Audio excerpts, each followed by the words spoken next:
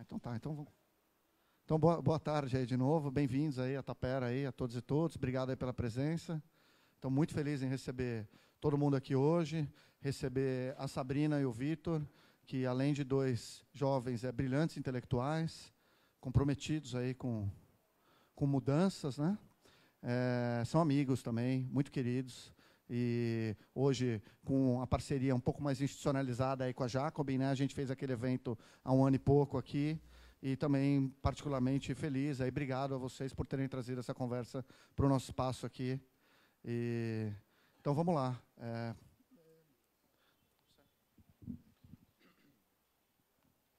Boa tarde, pessoal. Boa tarde, camaradas. Obrigado pela presença aqui no meio da tarde. A gente gostaria de ter feito um horário às 7 horas, fosse mais acessível para as pessoas, mas também a Tapera está lotada de atividades, né? E a Sabrina está com a gente por pouco tempo, mas estamos transmitindo online bom, peço que compartilhem, anunciem aí, para que amigos, amigas que não puderam estar aqui hoje possam seguir e acompanhar nosso debate também. Tá? Eu sou Vitor Marques, sou professor da Universidade Federal da ABC, e esse é o primeiro evento oficial da Jacobin Brasil. Na verdade, aqui na Tapera nós já tínhamos feito o primeiro evento da Jacobin no Brasil, né?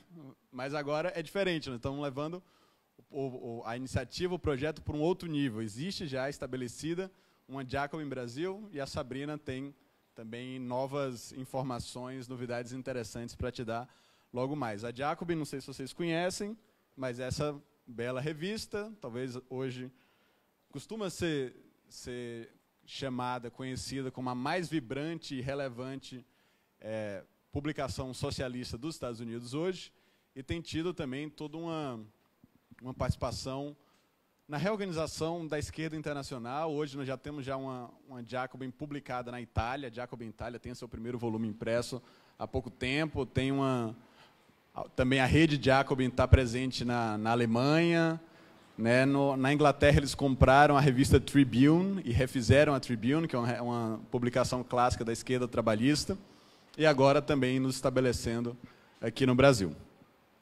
Bom, para a gente entender um pouco até por que a Jacobin é o que é, e aí já entrando no nosso assunto, nosso tema oficial, acho que dá para ficar muito claro que esses últimos anos, talvez os últimos 10 anos, tenham sido anos marcados por turbulências políticas, por desorganização dos sistemas políticos e produção de novas experiências políticas, algumas que nós damos as boas-vindas, outras que nós não achamos tão agradáveis assim. Né? E me parece que isso tudo é o resultado de uma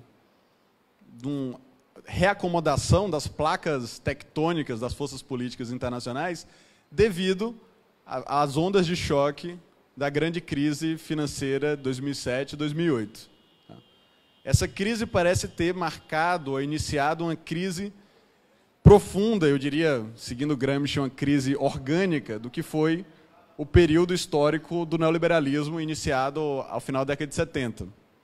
Já aqui na América Latina, a gente vemos um particular, brutal laboratório experimental do que foram as políticas neoliberais, depois do golpe do Pinochet no Chile de 73, né? Mas, a nível global, governos neoliberais começam a assumir o poder no final da década de 70, começo da década de 80, e ali, por volta da década de 90, se torna um consenso, se estabiliza. Tá?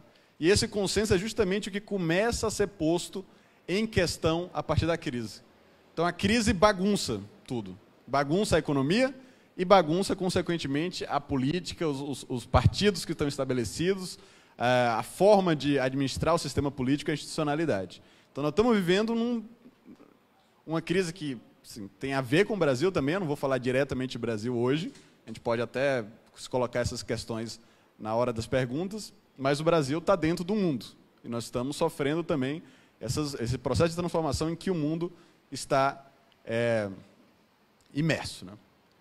Então, esse é o primeiro ponto para a gente pensar. Gostaria de levantar a questão. O que esse processo de crise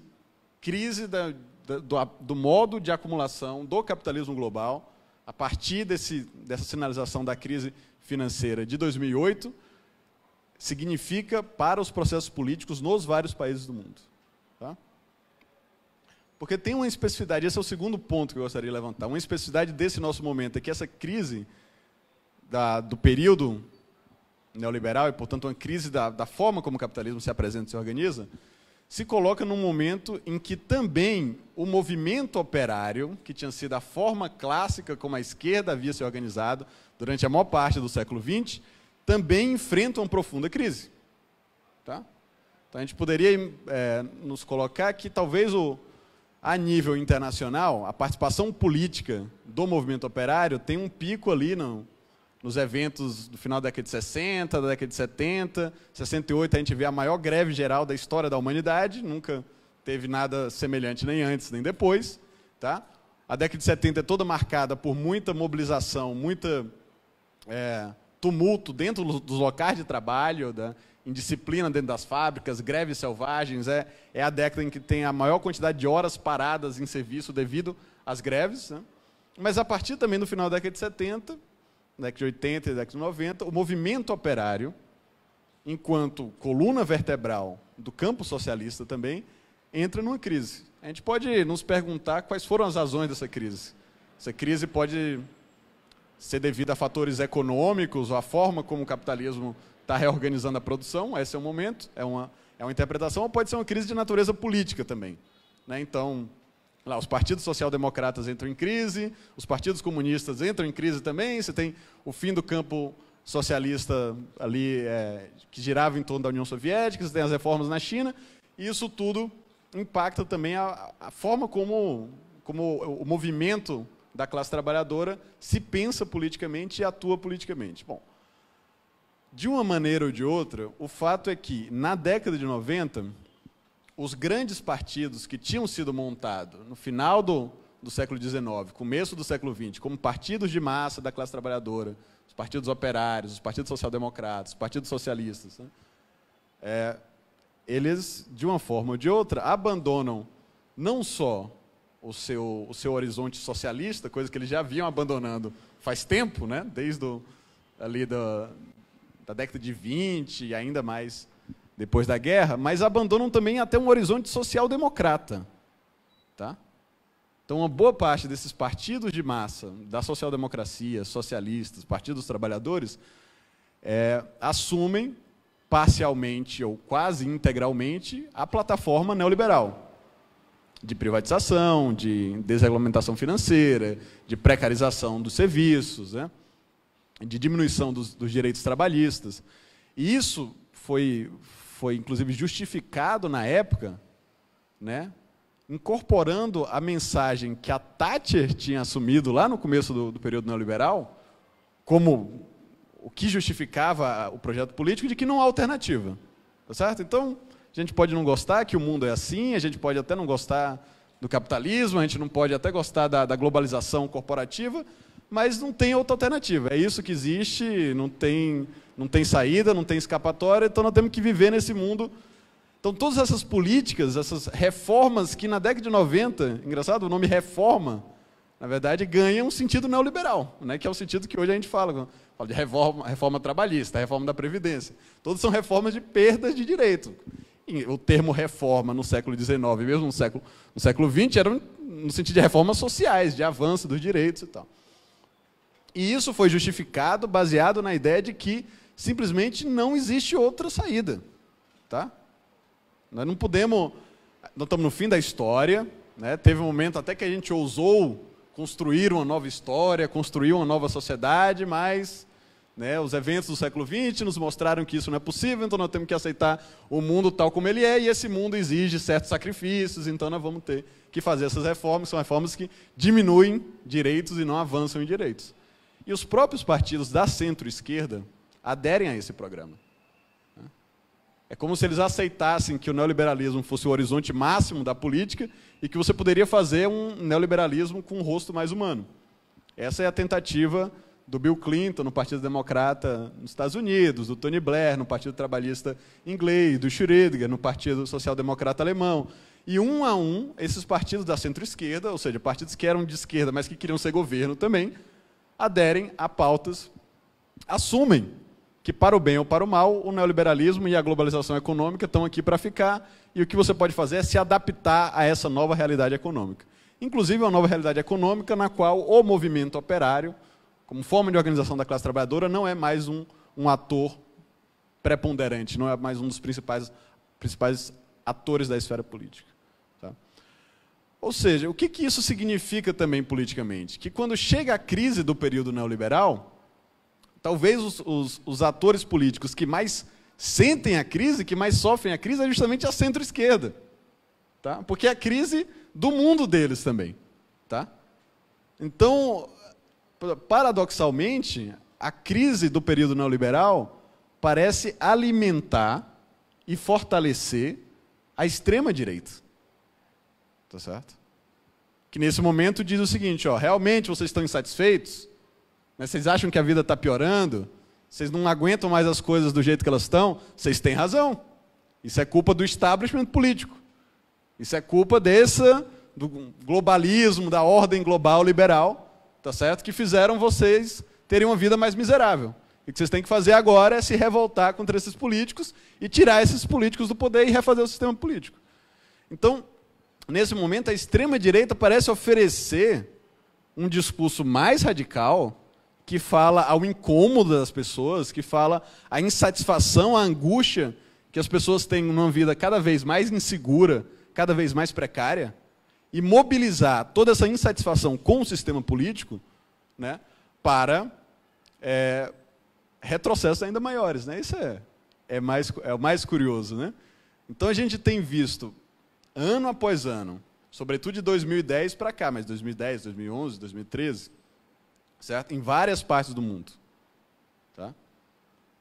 Revoltas, né? Explosões de descontentamento, as pessoas comuns tomando as ruas, tá certo? Colocando o seu repúdio a um determinado sistema político. Tá? E vimos muitas vezes a esquerda mesmerizada, sem saber o que fazer, e em especial uma centro-esquerda desesperada. Denunciando que qualquer tentativa de tomar as ruas, qualquer tentativa de se revoltar contra o que existe, na verdade, só pode gerar retrocessos e reações. Tá certo? E isso, na verdade, contribuiu para alimentar ainda mais um populismo de direita. À medida que a centro-direita fala, não vão para as ruas, tá? não vamos causar caos, não vamos causar confusão, confie no sistema político que as pessoas acham que as abandonou, que é um sistema elitista, que é um sistema que está falando só com ele mesmo, tá certo? Que não representa mais as pessoas comuns. Certo?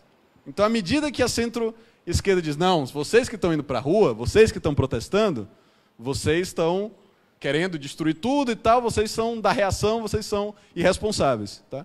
E a direita populista vai dizer, não, nós entendemos vocês, nós entendemos a angústia que vocês estão passando, né? Nós também estamos com raiva, venham, vamos ter raiva juntos. Né?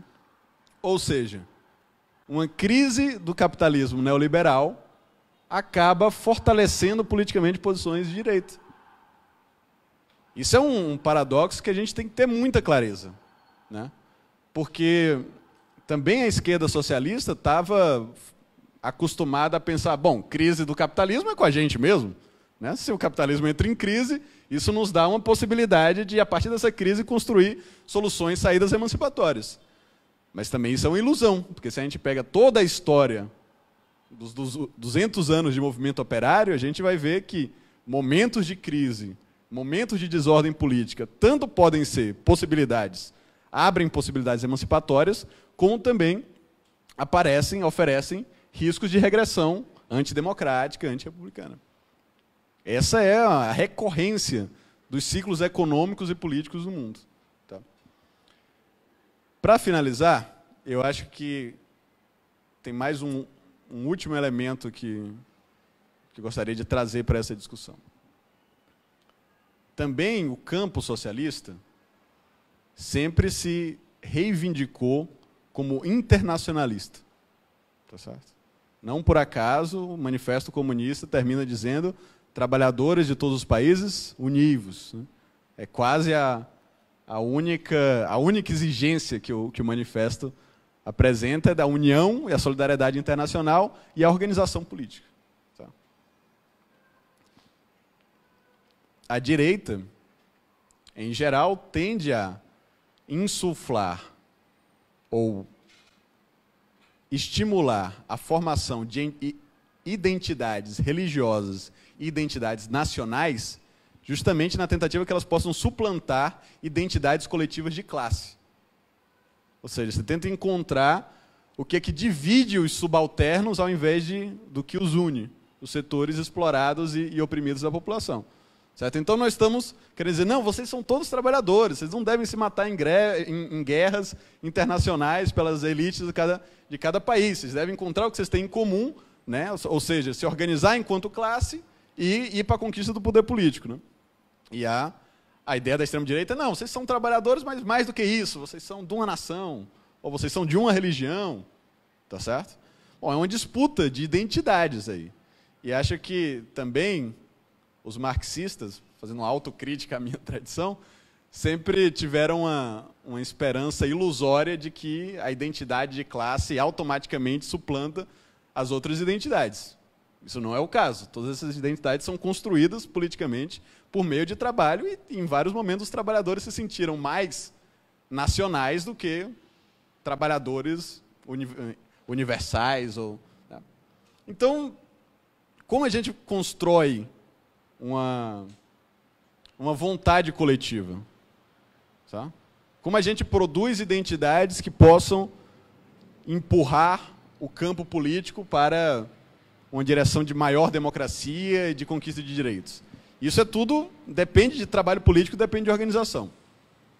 Mas eu havia dito para vocês que tem um impulso internacionalista forte na tradição socialista. Tá? Por isso constituímos, o Marx lá vai fazer um programa super avançado, digamos assim, de tomada do poder político pelos trabalhadores e tal, mudança radical da sociedade. Mas quando ele vai montar uma organização internacional, ele monta uma organização bastante ampla, diversa, que envolve os anarquistas que ele brigava lá, envolve democratas radicais, envolve o movimento trabalhista lá da Inglaterra, mas constituiu uma coordenação internacional dos movimentos de trabalhadores de todo o mundo, não apenas com a posição dele, né? Heterogênea e diversa. Depois, mais para frente, quando esse campo se organiza em partidos, os partidos social-democratas, final do século XIX, começo do século XX, funda-se uma outra internacional, agora uma internacional mais puro sangue marxista, mas também mais partidária, certo? Bom, depois vocês conhecem essa história, vem Guerra Mundial, vem Revolução Russa, aparece uma outra internacional, a internacional dos partidos que quiseram tomar ou das porções de partido, ou porções do movimento operário que quisia tomar uma postura insurreicional e, portanto, fazer uma transformação revolucionária imediata da sociedade. Forma ali a Internacional Comunista. Tem, em vários momentos, divergências dentro da Internacional Comunista. Aparece mais para frente a Quarta Internacional, depois a própria Internacional, a Terceira Internacional se desfaz. Mas nós estamos o tempo todo tentando constituir organizações de natureza internacional. O que eu acho que é uma peculiaridade desse nosso momento político é que parece que essa direita populista nacionalista está sendo mais fortemente internacionalista do que o nosso lado. Tá? Então a gente vê, por exemplo, os esforços do Stephen Bannon de construir o movimento e juntar os vários populismos reacionários na Europa, até no mundo, porque convidaram também aqui o pessoal do Brasil para fazer parte dessa iniciativa. Né? Então, como, por exemplo, a Hungria do Orbán, a Polônia do Fidesz, né? A Liga da Itália com Salvini, né? Elementos da extrema-direita populista trumpiano ligado aos Estados Unidos, vão conformando espaços de discussão e tentativa de troca de experiência, de coordenação internacional. E parece que a esquerda está vindo a reboque disso. Né? As esquerdas desorientadas nos seus países, sem saber o que fazer e com dificuldade de se conectar internacionalmente. Foi há pouco tempo que o Bernie Sanders falou, olha, tem uma onda populista reacionária internacional que é causada por uma crise internacional que só pode ser combatida no nível internacional também. Nós fazemos parte do mundo, nós estamos imersos no mundo. Tá? Nós temos que nos conectar globalmente. E fez essa convocatória também para que os progressistas, a esquerda do mundo, consiga encontrar ambientes, espaços de deliberação em comum. Vocês viram que o Haddad foi para lá, a Ada Colau, prefeita de Barcelona, também participou disso, né, companheiros nossos de vários partidos. Então, me parece que nós estamos atrasados nesse esforço. E, curiosamente, uma direita nacionalista conseguiu ser mais internacionalista do que a própria esquerda. Né? Mas, da mesma forma que parece que as respostas demoraram a vir, até porque uma boa parte dessa centro-esquerda simplesmente acreditou que realmente a história tinha acabado, certo? E que, portanto, coisas como capitalismo, a globalização neoliberal, democracia liberal são eternas e vão durar para sempre. E agora nós estamos acordando desse sonho completamente ilusório e vendo que tudo isso pode deixar de existir, ou estar a perigo, ou ser questionado, ou ser contestado. Tá? Nós temos visto também momentos interessantes, né? Processo interessante de reorganização. A Jacobin faz parte de um processo de reorganização desse, nos Estados Unidos. Né? Ela é lançada em 2010, já como reflexo do que aconteceu com a crise, e, portanto, produto de uma nova geração militante. A primeira revista impressa sai em 2011, que é o mesmo ano do Occupy Wall Street, né, em diálogo com o Occupy Wall Street, e a partir também do que foi o Occupy Wall Street, da experiência e tal, as pessoas começam a procurar novas alternativas. Tá?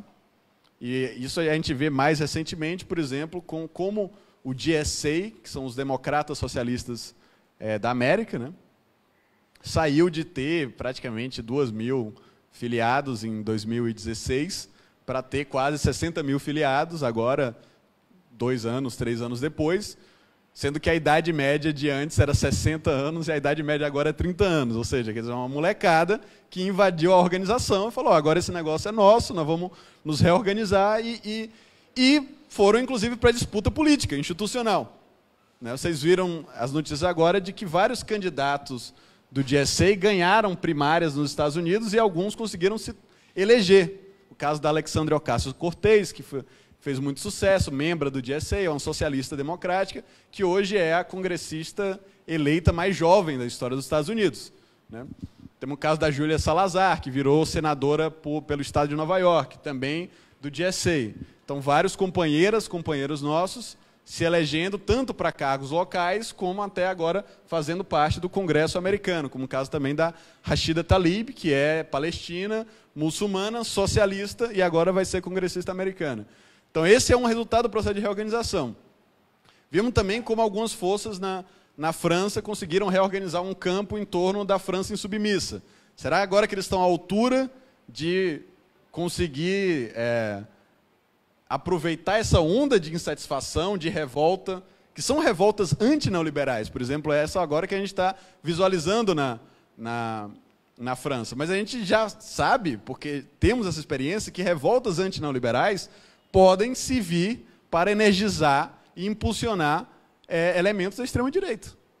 Bom, será que os nossos camaradas na França vão conseguir aproveitar essa oportunidade e usá-la para fortalecer a organização de uma nova classe trabalhadora que está em plena recomposição política?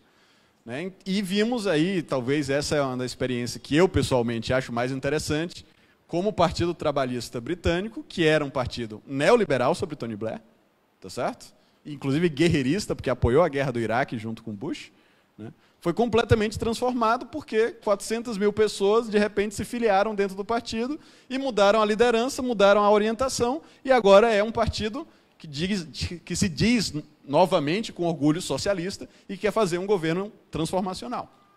Tá certo? Então, a gente tem visto como antigos partidos deixam de existir, novos partidos surgem do nada, ou alguns velhos partidos são transformados de dentro. São várias formas diferentes em que esse realinhamento e reorganização política podem acontecer. E acho que a Jacobin tem tido, mesmo no cenário internacional, um papel fundamental de informar essas experiências umas sobre as outras em várias partes do mundo, conectar essas experiências. Eu estava recentemente na Conferência do Partido Trabalhista em Liverpool, né? Fui convidado lá pelo Bhaskar para assistir o The World Transformed, que é o Mundo Transformado, é um festival justamente da parte mais corbinista da esquerda trabalhista, e o Bhaskar estava lá, foi um dos convidados de honra para falar, inclusive, no seminário da tendência do Corbyn. Foi o único cara fora dos Estados Unidos que falou nesse seminário. Então, tem feito também esse...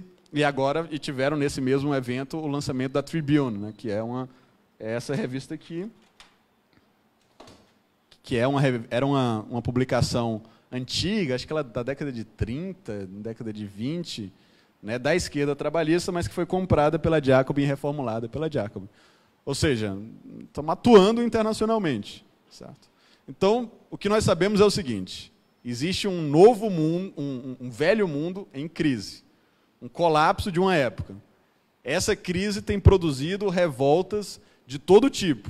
Essas revoltas podem ser apropriadas seja pela extrema-direita, seja por um socialismo democrático renovado e à altura das tarefas do século XXI.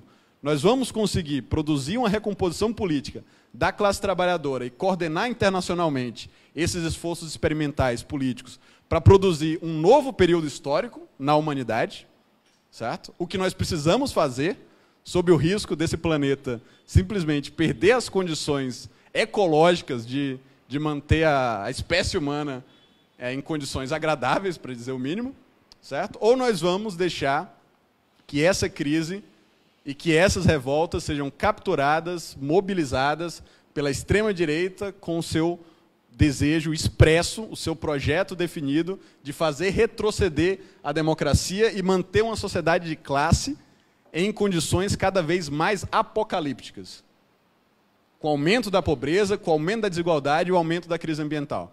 Nós estamos os amigos do Candomblé gostam de dizer que nós estamos numa encruzilhada, né? Um momento de decisão, certo?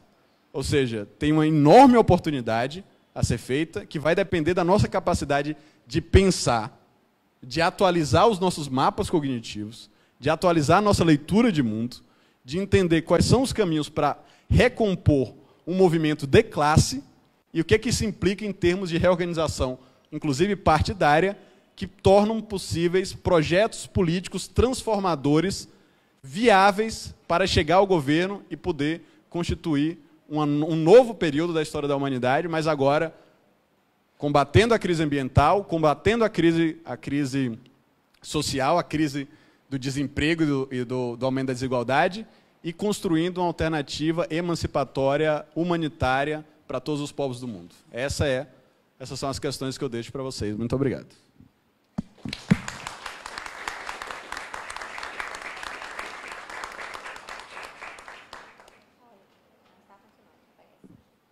Boa tarde, tudo bom? Estou surpresa, esse monte de gente aqui, 15h numa terça-feira.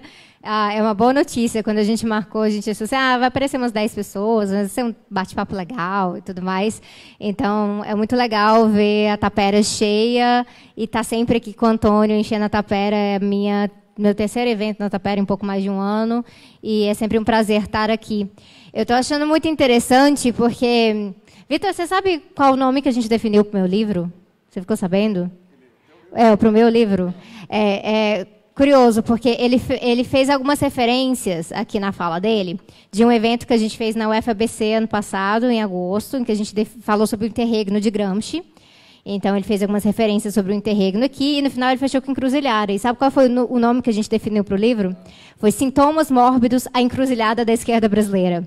Então, combinou bastante, e o livro vai sair pela Autonomia Literária, e eu faço esse gancho justamente porque a Autonomia Literária é uma editora parceira nossa que está trazendo a Jacobin para o Brasil. Então, a gente chega com a revista que já está estabelecida nos Estados Unidos, o Vitor deu um bom panorama aqui, mas nós estaremos lançando a revista no Brasil ano que vem, e muita gente perguntaria, mas mais uma revista, mais um veículo de imprensa, de debates no Brasil? Sim, mais um, porque eu acho que é necessário a gente estar trabalhando com essa diversidade de abordagens, de análises, para a gente tentar compreender melhor a nossa realidade e aí criar as tão famosas sínteses que aparentemente nunca ocorrem. Então, o que eu venho falar hoje, após esse panorama fantástico que o Vitor apresentou aqui, é que hoje em dia, quando a gente olha para a esquerda, em cada lugar do mundo, e a gente vai vendo os desafios que vamos encontrando, a gente tem visto cada vez mais similaridades, eu imagino. Então, a situação no Brasil, por exemplo, muita gente falando, não, então isso aqui é que nem que está acontecendo lá, que nem aconteceu com a eleição do Trump, então isso é muito similar, isso é similar com a Le Pen na França, similar. As pessoas estão notando essas similaridades. Eu acho isso muito importante, porque aponta para a gente que vários dos problemas que a gente encontra aqui e encontra nesses outros lugares também estão vindo das mesmas raízes. Então, não é só uma coisa que a conjuntura é parecida. Essas crises são parecidas porque a crise é global, então a gente vai sentir da mesma forma. Mas as contradições das esquerdas no mundo também vêm das mesmas raízes. Então, não é algo do século XXI, é algo que a gente vê sendo apresentado há muito tempo. E eu queria conversar com vocês sobre questões de contradições e algumas dificuldades que a gente encontra. Então, assim, novidade, Sabrina está falando dos problemas da esquerda. Mas é praticamente isso que a gente vai ver hoje. Não sei se vocês notaram quando a gente fez aqui essa questão do pôster, né, do evento. Tem aqui Gilets Jaunes, na França. Esse aqui no meio foi a Marcha das Mulheres contra o Trump, assim que o Trump foi eleito. E ali no fundinho é Brasil, né? Junho de 2013, a galera subiu ali no Congresso. Então, a gente tem visto um levante que ele é praticamente periódico em vários países. Pessoas tomam as ruas e o que tem que é central em relação a essas pessoas? Indignação. Isso é a coisa que a gente vai encontrar. Até porque é raro. É bom, mas é raro você encontrar pessoas indo para a rua para celebrar politicamente. Geralmente celebra um carnaval, né? Aí vai ter um sambinha legal, aí vai todo mundo feliz para a rua. Mas para celebrar politicamente, isso tem sido mais raro, especialmente para as pessoas que, no momento atual do mundo, estão torcendo para o lado progressista, da justiça social, da igualdade. Não está fácil. Realmente não está fácil. E não querendo ser a pessimista da história, mas já sendo, realmente a esquerda tem perdido. A gente tem que ter esse entendimento, que nós estamos perdendo. Ao mesmo tempo que tem todas essas coisas que tem apontado, como coisas que o Vitor falou, sobre com DSA, com Labour e tudo mais, isso são fenômenos um pouquinho mais recentes, que a gente ainda não tem muita certeza até onde isso vai, quais serão os limites. Até porque eles passam muito pela questão da institucionalidade. E a institucionalidade em si é uma enorme contradição. Você está tentando promover transformação social dentro de uma estrutura que, por si própria, é contra a transformação social, você já sabe que vai enfrentar vários desafios. Então, ao mesmo tempo que a gente está vendo alguns avanços ali, no geral, nós temos perdido. No geral, a esquerda no Brasil e no resto do mundo está olhando para si própria e olhando para as pessoas ao redor e tentando compreender o que está acontecendo, que a coisa não está funcionando. E que o que muita gente interpretou como profecias do passado, gente, então não era profecia. Não, não era profecia. Não se pode tratar materialismo histórico como religião. A gente tem que tratar como um método para a gente compreender que quando o Marx falava, né, que a história se repete como tragédia e depois como farsa, não era porque ele estava tentando ser engraçadinho. Né? A questão da farsa, a farsa no gênero teatral, ela é quase uma tragicomédia, né? Ela trata com os absurdos. São absurdos. A gente tem visto a nossa história cada vez mais absurda. A forma que as eleições se deram nos Estados Unidos, se deram aqui, escândalos envolvendo primeiro-ministros na Europa, presidentes, ao redor do mundo, dão cada vez mais absurdos. Coisas que antigamente conseguiam até colocar para debaixo do tapete, estão muito óbvias. E mesmo assim, a esquerda está perdendo. Então, a gente tem que ter esse entendimento para a gente poder se reapropriar da situação e se reorganizar. Se é um campeonato, se é um jogo de futebol. E aí, toda vez que a gente perde, né? 7-1, uma coisa assim. E vai pensando, não, vamos continuar jogando. Não, mas aqui está funcionando muito bem. A gente vai continuar dessa maneira? Alguém vai virar e vai falar, pelo amor de Deus, alguém vai lá e demite esse técnico. Porque deu muito errado, por que a gente está fazendo da mesma forma novamente? E, infelizmente, o que a gente tem constatado é que, na maior parte da atuação no mundo, a esquerda perde e ainda insiste em erros, insiste na mesma abordagem. Uma delas é isso que o Vitor falou sobre a questão do fim da história. E o interessante é que eu complementaria com uma outra coisa.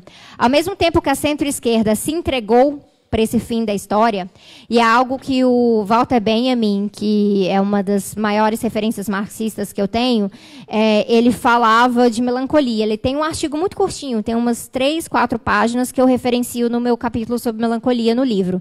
E nesse artigo ele vai falar sobre a melancolia dessa esquerda que cedeu à ordem, que cedeu à burguesia. Por quê? Caiu o Muro de Berlim.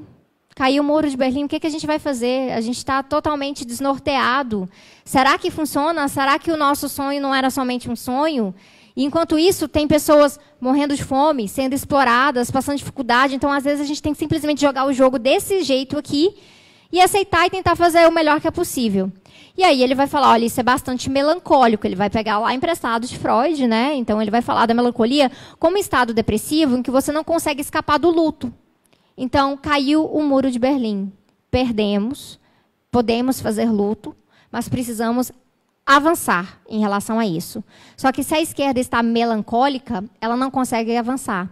Ela lamenta e repete. Lamenta e repete. Ela entra num loop, né? É algo que ela entrou num ciclo ali e é difícil de sair. E a gente vai ver que desse período ali, continua.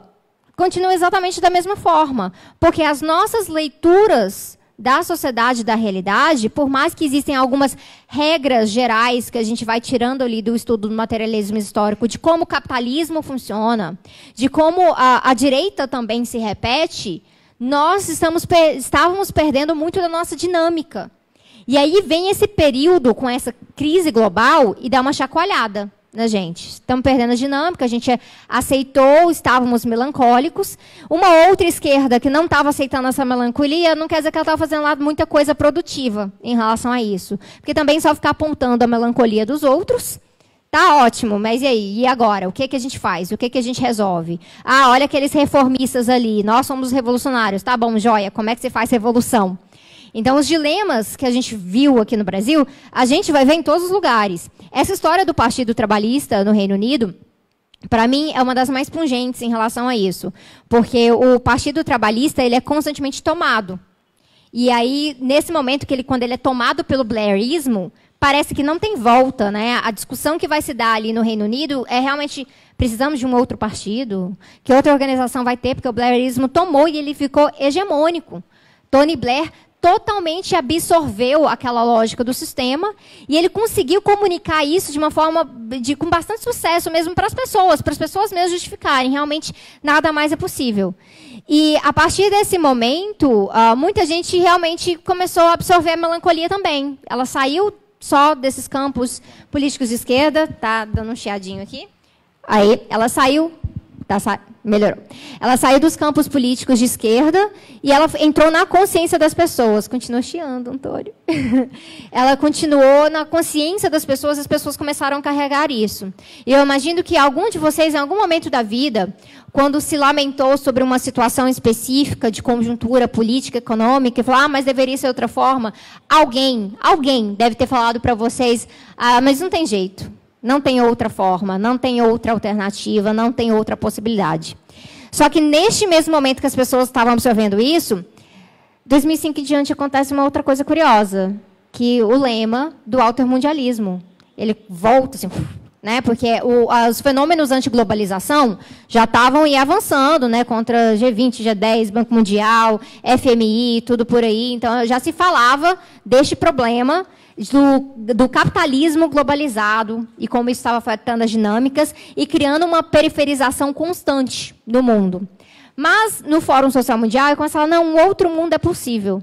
E isso que eu acho uma contradição muito curiosa. Das várias contradições da esquerda, mundialmente, neste último período, você vai ter, ao mesmo tempo que todo mundo falava, morreu, não tem o que fazer, é o fim da história, vamos tentar lidar. Quem sabe um dia a correlação de forças muda, e assim, sempre esperando a correlação de forças mudar alheiamente, né? Não tem nada a ver com a gente. Um dia ela vai mudar e a gente vai e toma essa oportunidade, e seria dessa forma.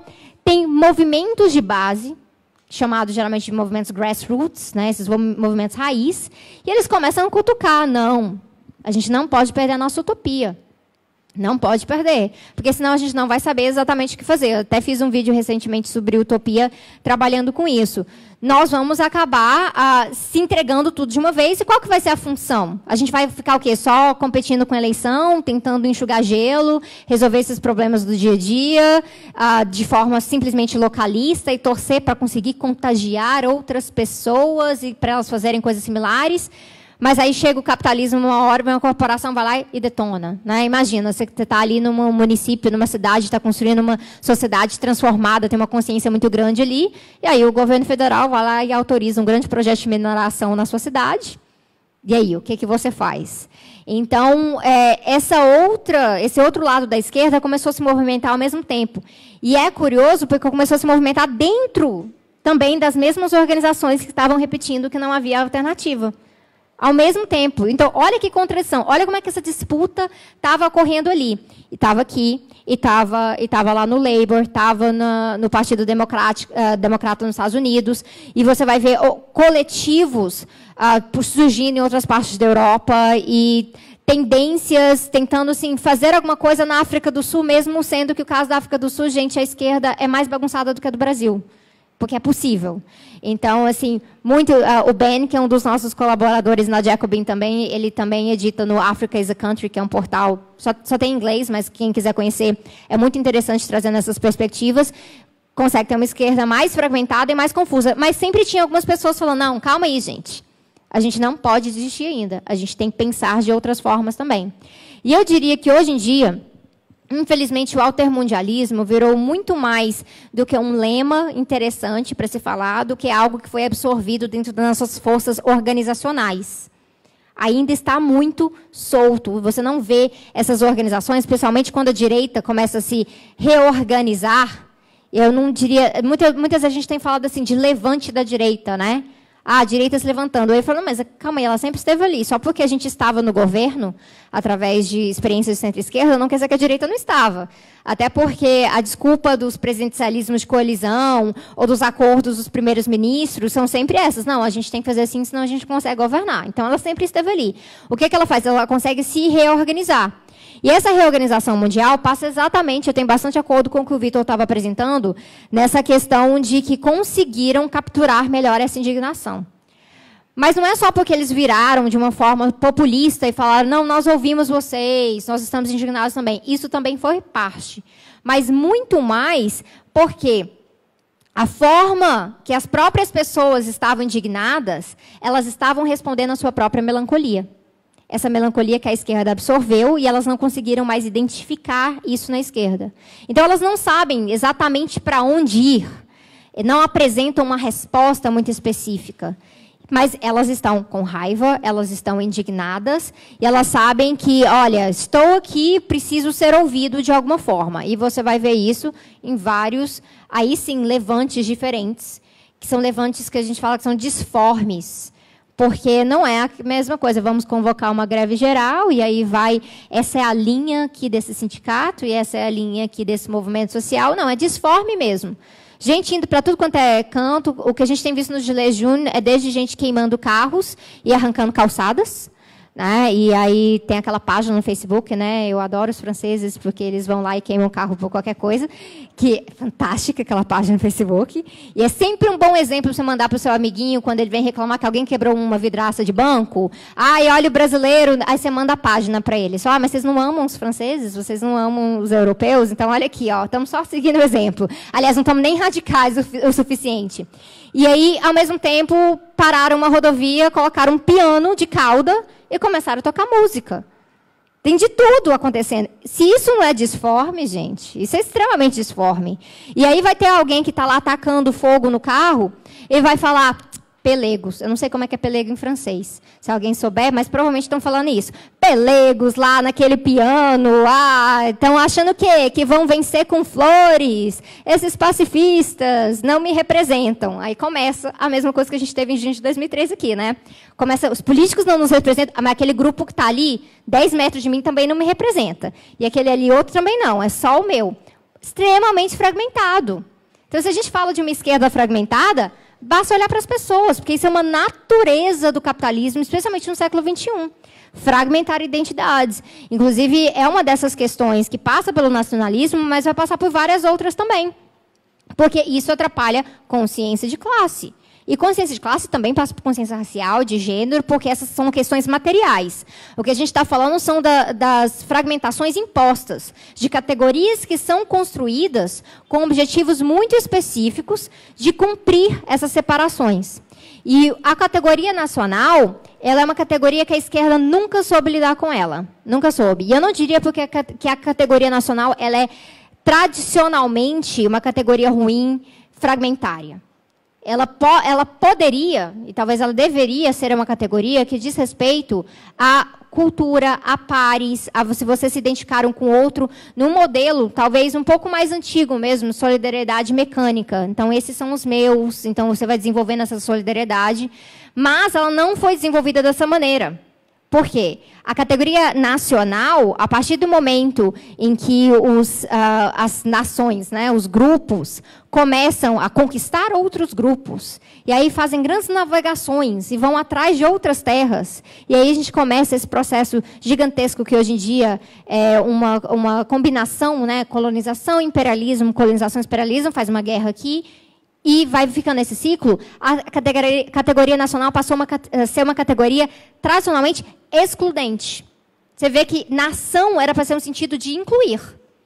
Eu me identifico com esses. Nós viemos dessa terra, nós somos amigos, aquele lá é o meu primo, aquela é aquela casa. Mas não, ela passa a ser uma categoria assim, nós somos diferentes do outro. E este aqui é o nosso lugar, aquele lá é o do outro, mas, olha, aquele outro lugar pode ser nosso também, ó. Basta a gente combinar direitinho, né? Junta uns drones, junta uns tanques, a gente pode pegar também. Então, ela passa a ser uma categoria muito ruim de ser trabalhada pela esquerda da forma que ela se estabeleceu. Mas também não significava que a esquerda deveria ter abandonado a categoria totalmente. E essa é a questão do internacionalismo. Ele não é simplesmente um mundo sem fronteiras. É um mundo sem essas fronteiras, que são fronteiras totalmente construídas, marcadas pelo capitalismo, mas que devemos reconhecer também povos e que pessoas têm culturas, e que isso é muito importante. Então, se a gente estivesse fazendo esse reconhecimento de uma forma mais aberta, talvez as pessoas se sentissem um pouquinho mais contempladas, e a gente poderia trabalhar, às vezes, com uma questão que está ocorrendo na França, onde a maior parte das demandas do movimento são demandas ditas progressistas, mas aí tem tipo uma xenofobiazinha ali no meio. E aí, como é que você faz numa situação dessa? Aí, o que a esquerda faz? Então, não é nosso. Olha lá aquela contradição daquele povo lá. Então, não vamos ligar para essa galera. Essa galera aí é profundamente reacionária. Né? Então, colocam tudo no mesmo bolo, mas é porque aquela contradição ali do Gilets Jaunes é justamente a coisa que a esquerda não consegue lidar. Ela não consegue lidar com o medo, com a maneira como a questão nacional ela chegou dessa forma excludente no imaginário das pessoas. Enquanto isso, o que deveria estar sendo trabalhado? Não, a gente pode criar espaços numa sociedade reorganizada, radicalmente diferente, através da nossa economia, através de processos de inclusão, em que ter uma pessoa ali, vamos supor, da Síria, em Paris, não exclui uma pessoa que nasceu em Paris, que é parisiense. Então, você não deveria se sentir com medo, ou isolado, ou excluído, ou como se alguém estivesse tomando de você. A única forma que essa questão nacional chega dessa maneira e que alimenta essa xenofobia que a gente está vendo no mundo inteiro, inclusive aqui no Brasil, é porque a categoria nacional ela sempre foi baseada, nos últimos séculos, principalmente, em noções de imperialismo, colonização e capitalismo. Então, não é a categoria em si que é ruim. E o que a gente vai trabalhar a partir disso aí? Para a gente pensar em internacionalismo, então, a gente tem que ter um maior senso de acolhimento do que são essas pautas, do que são os contextos em que essas pautas estão surgindo, esses povos, quais são os seus medos, seus anseios, quais são as relações que eles têm com os seus representantes políticos. Tudo tem um contexto muito específico. Antes de chegar lá e colocar uma etiqueta e falar, não, isso conta, isso não conta, isso é progressista, isso não é. Nós ouvimos, inclusive, hoje em dia eu acho que todo mundo tem uma noção assim, ó, que o pai, na cabeça de vocês, é progressista. Ó, que o pai estava lá, Wall Street, então estava indo contra o mercado financeiro, Mas quando eu estava no Canadá na época, já tinha gente...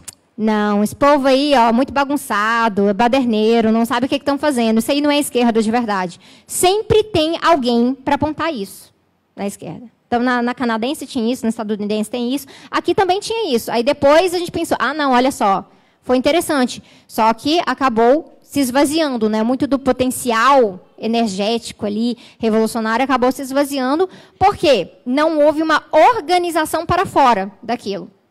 E essa tem sido a nossa maior dificuldade. A gente vai ter junho no Brasil, que hoje em dia, até hoje, junho costuma ser visto como um enigma. E eu prefiro que ele seja visto como um enigma do que a forma que as pessoas têm de falar assim, não, foi exatamente isso e eu não arredo o pé. E aí não se permite, né, tá vendo, não, tem contradições, tem coerências, contradições, coerências, e tem atores que vieram por fora de junho, que são os atores organizados, que o papel deles não era bem estar em junho, porque o junho já não permitia isso, mas sim interpelar essas multidões. E essa é a dificuldade de todas essas contradições da esquerda atualmente, é saber como interpelar essas multidões, para que a gente possa tirar um maior proveito delas, dessa indignação, de uma forma mais perene. Porque é possível, em certos espaços, você interpelar multidões e tirar um acúmulo ali, por exemplo, eleitoral. O Podemos, na Espanha, conseguiu fazer isso muito bem. Mas mesmo hoje, Podemos já enfrenta grandes desafios em relação a isso.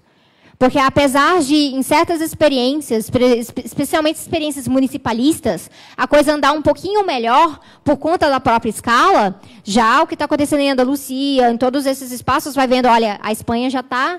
A gente achou que, olha lá, está avançando, já deu um passinho atrás. Outro grupo, e aí esse aí não tem muita desculpa, mas que disse que estava organizando indignação e chegou lá e deu para trás, foi o Syriza. O Vitor já sabia que ia falar de Syriza. Né? E o Syriza foi isso. Estão organizando essas pessoas. A crise na Grécia foi algo surpreendente, algo que a gente não está vendo no Brasil. A gente fala de crise no Brasil, o nível de desemprego no Brasil não se compara com o que aconteceu na Grécia ou com o desemprego da juventude na Espanha. E em boa parte da Europa, por sinal. Mesmo assim, eles conseguiram pegar aquela indignação, colocar no projeto eleitoral e abandonar logo depois. Fizeram um referendo praticamente achando que o referendo não iria passar. É essa a minha perspectiva, pelo menos, de que seria uma forma de legitimar, continuar com a Troika. E aí o pessoal fala, não, vamos romper com a Troika. E, não, então, mas não vai ser legal, vai ter consequências para a gente, não, vamos continuar. E aí trai a população nesse sentido. E hoje em dia está tendo vários problemas na Grécia em relação a representantes do Syriza sendo responsáveis por despejos, por repressão, a greves. Então, a coisa totalmente deu uma outra volta, né? E o pessoal tenta, como é que a gente classifica o Syriza hoje? E essa é a questão. A gente pode ter esses movimentos disformes, e eles são muito importantes, e eles não podem ser descartados, porque imediatamente eles não parecem ser aquilo que a gente quer. Um colega meu de YouTube, não sei se vocês conhecem o Jones Manuel, do TV Machiavelli e tal, ele fez um textinho bem simples no Facebook esses dias, que eu achei fenomenal, porque é uma coisa muito básica, muito simples. Se você voltar ali nos escritos mais clássicos do marxismo, e você vai ver rebeliões acontecendo em algum lugar, você não vê Lenin perguntando, olha, esse pessoal protestando ali, eles são de esquerda ou de direita? Porque se forem de esquerda, a gente vai lá, se for de direita, a gente vai chamar de reacionário e vai embora.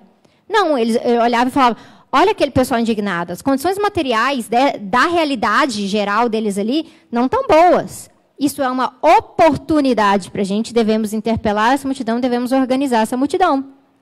Mas, atualmente, a esquerda, por estar melancólica, ela já pensa, assim que ela vem a primeira contradição, em vez de ela enxergar aquela contradição como um desafio, ela enxerga como um impedimento. Porque eu não posso misturar, porque vai que dá ruim, e aí dá ruim, e aí vão jogar a culpa na gente. Que é algo que todo mundo vai pensar um pouquinho de junho aqui. Porque junho, no fim das contas, lá no finalzinho, junho deu ruim. Mas não é porque junho iria dar ruim de qualquer maneira. Isso precisa ser colocado na cabeça da gente. Cadê a responsabilidade das organizações que possuem infraestrutura, que possuem um histórico de estar interpelando essas multidões, de realmente interpelar essas multidões. Não, o que mais a gente viu era assim, ó, gente, ó, toma aqui, eu gosto de vermelho, então quem gosta de vermelho vem comigo. E aí, como é que você lida com o pessoal ali que gosta de azul e às vezes nem sabe por que gosta de azul? Você vai abandonar essas pessoas, sendo que nas condições materiais, eles são pessoas prejudicadas, são exploradas e tudo mais? Ou entrar em análises que ficaram muito fortes aqui, a gente vai ver também nos Estados Unidos, análises simplesmente abarcando todo mundo que entrou nessa era do capitalismo, que eu falei recentemente em relação a Marcuse sobre isso, em que você se coopta através do acesso a consumo. E você perde a sua identidade de classe e passa a ter uma identidade de consumidor. E aí muita gente vai assim, não, então a minha vida é trocar de carro. Aí vem gente da esquerda e vai e fala assim, tá vendo? Pequeno burguês. Ou seja, joga para lá e não disputa, e não trabalha com essas pessoas, e não vê que, por exemplo, na verdade, nós estamos lidando com algo muito maior de escala do que um cara que, às vezes, comprou um carro seminovo ali e está achando que está abafando. Tá, joia ou não para esse cara. Mas e quando a gente está lidando com os verdadeiros donos do planeta? Quem realmente está mandando nessa coisa toda? Nós, por conta da nossa melancolia, a gente parece que perdeu essa dimensão.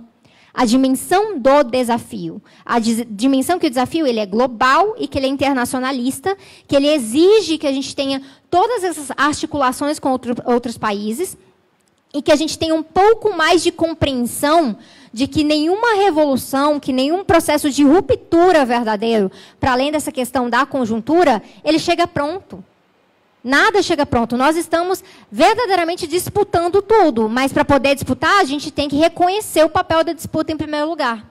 Infelizmente, o que a gente tem encontrado fora do país, em sua maioria, é que vários lugares em que você encontra essas contradições, a direita está muito mais disposta a disputar do que a esquerda. E a esquerda, quando se joga para disputar, por conta de sua própria melancolia, entende que a única vitória que poderá ser possível será eleitoral. Será eleitoral. E aí, o que ela acaba fazendo? Ela acaba reforçando a própria lógica de mudança. Que a mudança passa por, olha, essa é a figura tal, e nós vamos gostar dessa figura, e ele vai fazer um monte de coisa. E aí, uma coisa que eu gosto muito do Corbyn, porque o Corbyn ele se diferencia do Sanders nesse sentido. O Corbyn ele tem mais uma noção de, assim, olha, gente, vou tentar fazer, mas sozinha eu não dou conta. É preciso. A própria disputa que aconteceu dentro do Partido Trabalhista foi bem dessa maneira. Alguém que gosta de Harry Potter? Eu gosto de Harry Potter, gente. Eu sou da Sonserina, tá? Só avisando. E a J.K. Rowling é uma pessoa que eu gosto, porque ela me deu Harry Potter, mas depois eu passei a desgostar. E por que eu passei a desgostar? Porque ela era uma blairista. Blairista lá do Partido Trabalhista. Parte disso era porque o Tony Blair e a sua ala do partido foi muito responsável por alguns programas assistenciais. Ela foi uma pessoa que é mãe solteira, passou fome e tudo mais. Então, ela tinha essa preocupação. Ela tem várias pessoas no Reino Unido têm um pouco de apreço pelo partido por conta disso e pelo Tony Blair por conta disso. A outra parte que eu acho que ela é blairista é porque ela ficou milionária. Então, assim, impostos sobre grandes fortunas talvez não seja uma boa ideia para o meu bolso. Enfim, só uma suspeita, nada confirmado. Mas o que ela fez? Quando ali estava aquela disputa do Corbyn para tomar a liderança do partido, e tomando a liderança, na próxima eleição, ele seria o líder, eleito ou o líder da oposição, né, no sistema parlamentarista Westminster. E aí ela, não, porque ele é horrível, ele é radical demais. Ele é radical demais, e sendo radical demais, ele vai entregar diretamente para a direita. Não vai ter mais nada, ele vai entregar para a direita, ele é muito radical, ninguém vai querer ir com ele. E tinha toda uma conversa que aí o Corbyn estava crescendo, e o pessoal jogando um balde de água fria, ou seja, mais melancólico que isso, impossível. E o pessoal jogando balde de água fria, e muita gente, inclusive, falando, não, tá vendo esse pessoal que está entrando no partido? Não pode, é golpe. É golpe. E aí o que eles queriam? Vamos invalidar a entrada dessa galera no partido, ou seja, golpe para evitar um golpe, algo assim, né? Autogolpe, é uma confusão toda. E o que aconteceu? Entrou a galera toda no partido, e foi essa galera toda que entrou que garantiu que o Corbyn conseguisse crescer. Porque a burocracia partidária não iria permitir. mesmo a população se identificando cada vez mais com uma posição mais radical. Quer dizer que Corbyn é o novo revolucionário, Lenin, não sei o que lá. Gente, não acho que interessa neste momento isso. Interessa a gente compreender o que está dado e quais são os afetos e o imaginário que ele trabalha com a população. E é um imaginário de ruptura. E o Corbyn é mais avançado que o Sanders nesse sentido. Ele trabalha, ele é um cara que sempre peitou o partido. Ele é conhecido no sistema parlamentar, tem a figura do whip, que é o chicote. Que a pessoa vai lá que garante que todo parlamentar eleito daquele partido vote junto com o partido. O Corbyn ia lá, votava outra coisa e ainda ia para o palanque falar porque que ele estava votando. Então, ele era um rebelde, realmente persona não grata. Então, esse pessoal ficou muito irritado que ele foi e tomou o partido. Mas ele só fez isso porque ele ousou. Ele começou a falar, não, realmente, outro mundo é possível, outro Reino Unido é possível, essa coisa de Brexit não vai dar certo, vamos resolver isso aí logo. E um prédio que tinha lá em Londres, que era de social housing, que era de moradia social, mais barata, pegou fogo e estava todo mundo, ai, mas isso, mas aquilo. Ele disse, não, mas a gente tem que encher Londres disso e de boa qualidade. Então, ele já foi lá e interviu. E ele soube aproveitar esse momento, e ele soube aproveitar isso justamente porque ele não cedeu à melancolia. E aí, hoje, o que está acontecendo no Reino Unido parece ser um dos lugares em que o potencial está maior do que o potencial eleitoral. Porque tem muita gente acordando realmente para as questões que estão ali, que estão acontecendo, e mais preocupadas. A gente não tem certeza se isso vai traduzir no Corbyn realmente virando primeiro-ministro. E se ele virar primeiro-ministro, a gente não tem certeza de que isso vai dar tudo certo, porque aí as questões viram outras, as perguntas viram outras. Isso é algo que a esquerda precisa compreender. A partir do momento que se avança em cima de algo e tem-se alguma vitória, você simplesmente, então tá, garantimos, agora vamos fazer tudo do jeito que a gente quer. Não, novos desafios surgem. E a gente tem que ter a coragem para lidar com esses novos desafios. O que acontece é que a esquerda melancólica costuma reprimir essa coragem. Ela está tão presa no luto que ela começa a ficar o quê? Com medo. Então, ela vai falando, não, olha, então, se a gente quiser se manter no poder institucional, a gente vai fazer só dessa forma, porque é a única forma que tem, porque senão a direita vem e toma a gente. E aí o que acontece? Você faz só dessa forma e a direita vem e toma a gente de qualquer jeito. Ué, não cederam a ordem para evitar um golpe e o golpe vai e ocorre? Seria, então, possível que a tal resposta seria realmente radicalizar? Será que é isso que a gente precisa? E eu acho que é essa a proposta que a gente precisa apresentar para essa galera. Porque se a gente não apresentar essa proposta para essa galera logo de cara, a direita vai falar, não, a gente radicaliza. Do jeito meio conservador, mas a gente radicaliza. Porque é essa radicalidade que existe quando alguém está arrancando calçada, gente. Calçada. Não é? Você imagina, né, uma manifestação aqui no meio e o pessoal começa a arrancar a calçada. O que a imprensa não falaria dessas pessoas? Mas alguém vai saber aproveitar essa indignação, uma indignação que chega a esse ponto. Eu diria que, inclusive, o estopim do Gilets Jaunes não é um estopim antineoliberal, porque é uma questão sobre preço da gasolina. Mas a gente ouviu falar de uma coisa similar aqui no Brasil esse ano, né? Então, necessariamente, você está preocupado com o preço do seu bolso ali no transporte ou com no frete que você está fazendo, não necessariamente vai ser uma pauta revolucionária. Mas você pode aproveitar e falar de várias coisas, inclusive sobre transporte público, inclusive aproveitar aquela pauta para falar sobre mudança climática. Afinal, o Acordo de Paris foi em Paris. E todas essas coisas poderiam ser momentos de oportunidade. Mas tem muita gente preocupado, sentando, fazendo o oposto de Lenin, como o Jones falou, e dizendo que, não, mas não é bem de esquerda, não é bem de direita. Ou, deu errado no Brasil, então vai dar errado aqui também, então vai dar errado em outro espaço.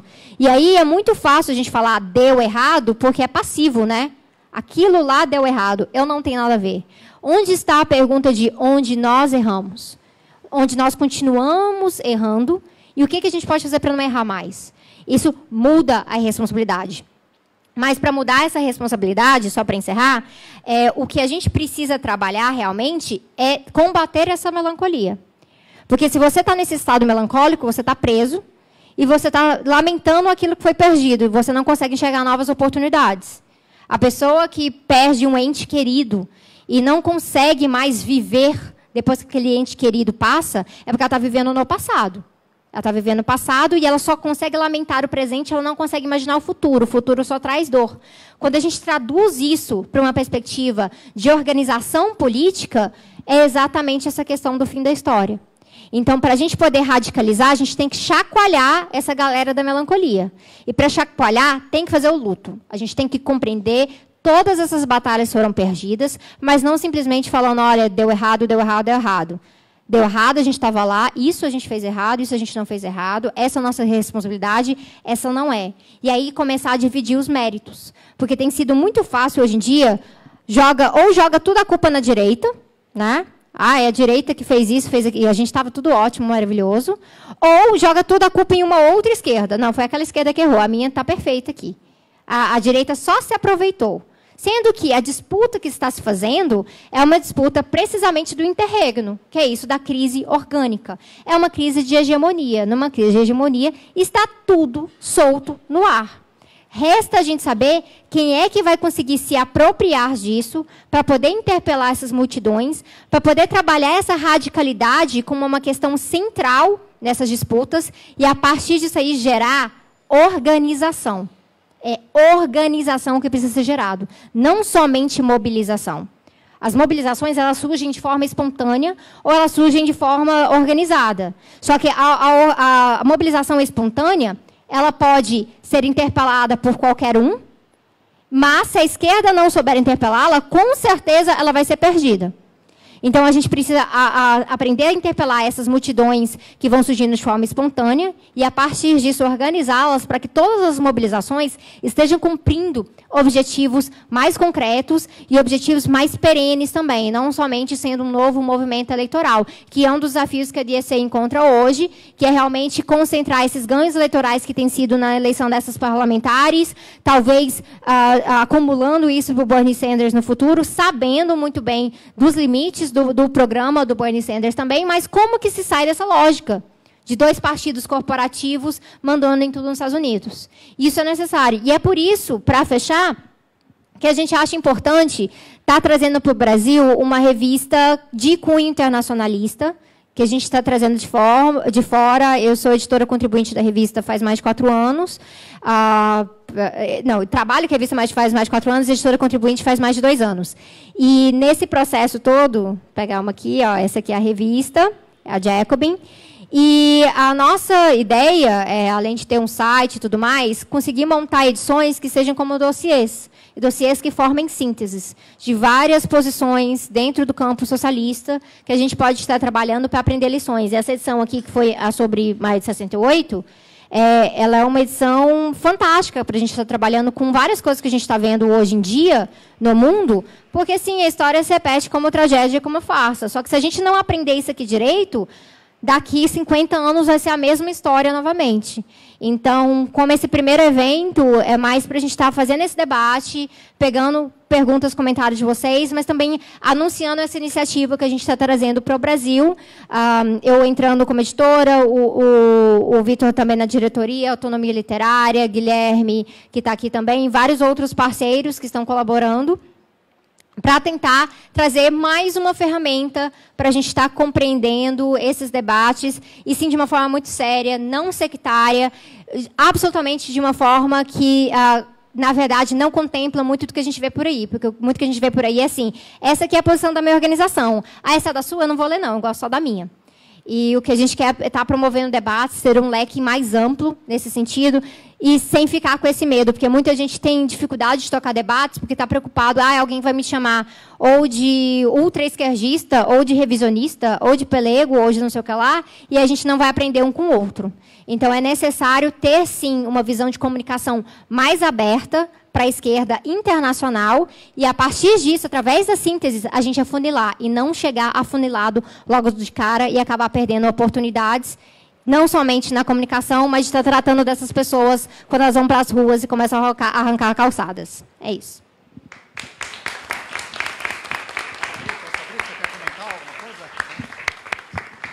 Obrigado, Sabrina e Vitor. Obrigado.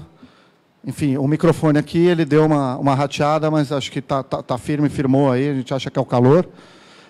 Vamos torcer para que tudo continue bem. Vamos abrir aí para perguntas e respostas, talvez pegar umas 3 perguntas. E a gente tem até às 5. Às 5 a gente vai ter um negócio com a Boitempo, aqui o lançamento da Boitempo, sobre Marx e ficção científica. É uma discussão, os textos do Marx sobre ficção, enfim, algo interessante também, curioso até. Vamos lá, gente, a palavra está aberta aí. Fala seu nome, tá? Boa tarde, meu nome é Ademir, eu sou professor em Barueri, dava aula de filosofia até o ano passado e, da noite para o dia, o secretário de Educação disse, não quero mais isso. E suprimiu. Filosofia para criança. Né? Então, cortou. E, ouvindo a fala de vocês, assim, tenho N dúvidas, mas, enfim, não dá para falar tudo, mas uma dúvida minha que está há muito tempo parece-me que a esquerda ela não consegue mais falar a linguagem do povo. Como vocês dois encaram isso? E parece-me que a direita, do jeito dela, ela consegue sim falar ou consegue pelo menos manter um diálogo. Mesmo um diálogo que vai destruir os direitos desse povo. Tá? Obrigado. Vamos puxar mais umas 2 aqui. Vocês estão anotando aí? Quem estiver fora aí também pode, só que aí entra aqui. Vem aqui, por favor. Deixa. Tá. Só passar. Não, fala aqui. Pergunta. Tá? Não, tem que ser no microfone. Oi, como que essa esquerda... Ana Maria. Como essa esquerda se internacionalizando, vê os movimentos comunitários que estão fazendo uma política não estatal, mas que estão se organizando? Para quem eventualmente não conseguiu ouvir direito aí fora, como essa esquerda vê os movimentos comunitários não estatais que estão se organizando também internacionalmente? Tá? Você aqui, seu nome? Boa tarde, meu nome é Anderson.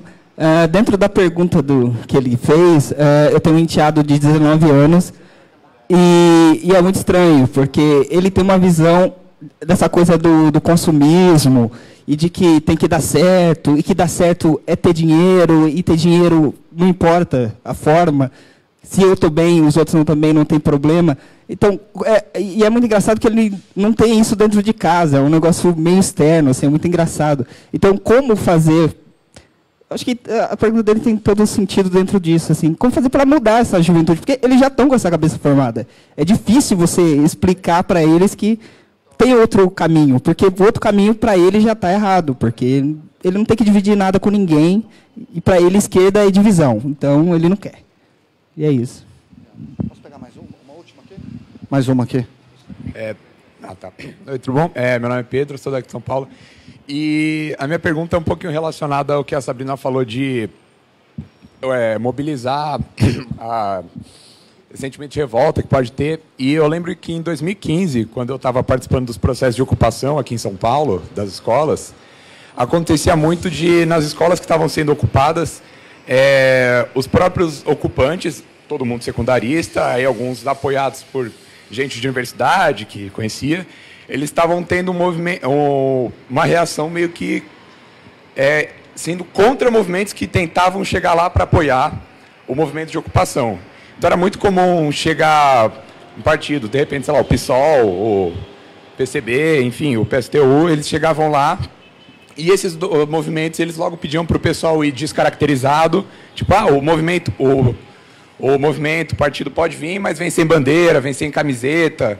Isso gerou toda uma crise, porque tinha gente dentro dessas escolas que era já organizado, mas que não podia se caracterizar do seu próprio movimento. Então, como é que a gente vê isso? Que eu acho que é uma coisa que continua um pouquinho até hoje. Excelente, então. 4 excelentes perguntas aí.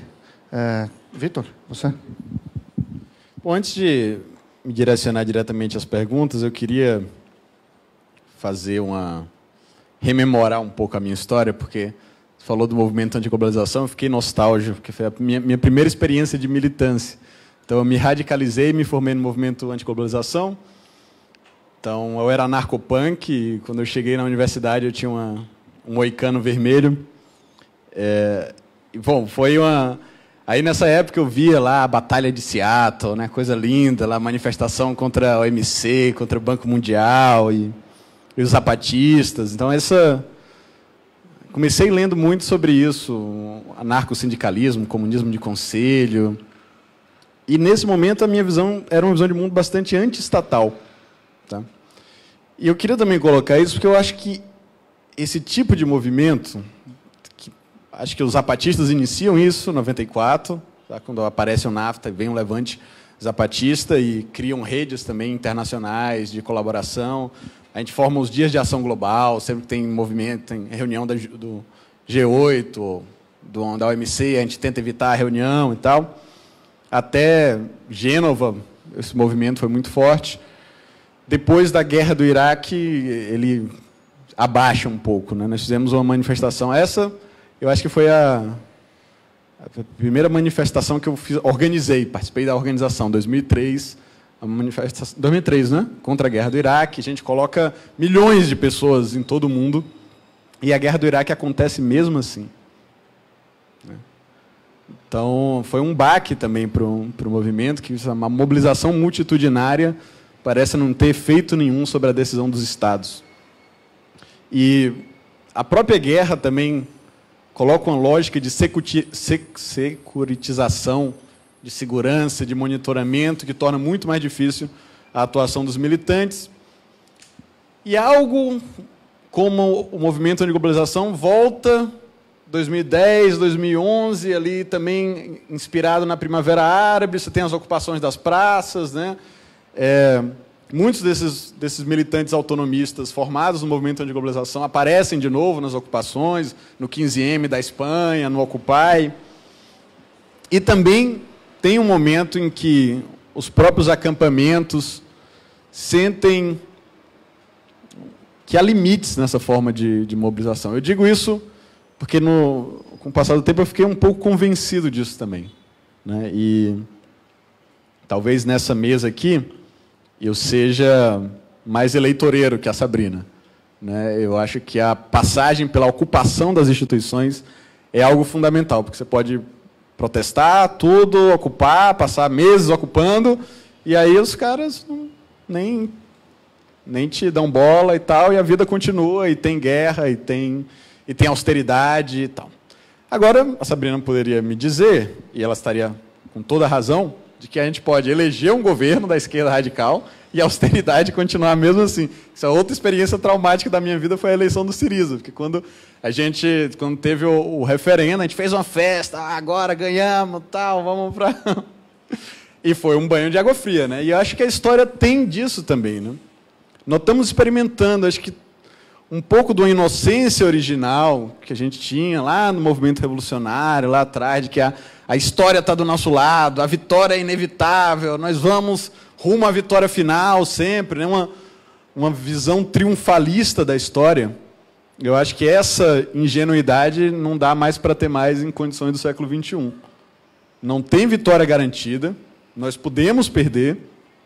E aí eu lembro de uma frase que voltou a aparecer muito agora, que o Mujica falou, mas o Tony Benn, que é um cara veterano da esquerda trabalhista, costumava falar muito, é que, ao contrário do que a gente imaginava, não tem nem vitória definitiva e nem derrota definitiva.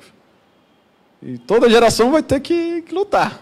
E não tem como garantir que a gente vai mudar o mundo e o mundo vai continuar mudado. E não tem como garantir que as nossas grandes experimentações organizacionais não vão uma hora dar errado. Não tem como garantir que as nossas experiências no governo não vão naufragar. A vida no mundo material não tem garantia. Mas isso significa que nós temos que, primeiro, aprender com a história, tentar entender como é que funcionam os processos, assumir a nossa história, reivindicar a nossa história no seu conjunto. Certo? Você pega o que foi a experiência do movimento operário. O que foi a experiência do movimento operário no socialismo real? Nós temos que entender o que deu errado, o que deu certo, o que nós aprendemos, o que nós jogamos fora. O que foi a experiência do movimento operário dentro da social-democracia, na construção do Estado de Bem-Estar Social. Nós temos que aprender. Tem coisa que deu errado, tem coisa que deu certo. Nós temos que... E isso é tudo a nossa história. Todos os movimentos são os nossos movimentos, com as suas grandes vitórias, com as suas derrotas, com seus fracassos internos, com as suas falhas, com as suas inconsistências, com as suas glórias e com as suas tragédias. E nós temos que beber, saber reivindicar a nossa memória inteira. Né? Inclusive, isso é uma coisa que me liga ao Projeto Jacobin. Tem nessa revista aqui, que é sobre o primeiro século vermelho, 100 anos da Revolução Russa, né?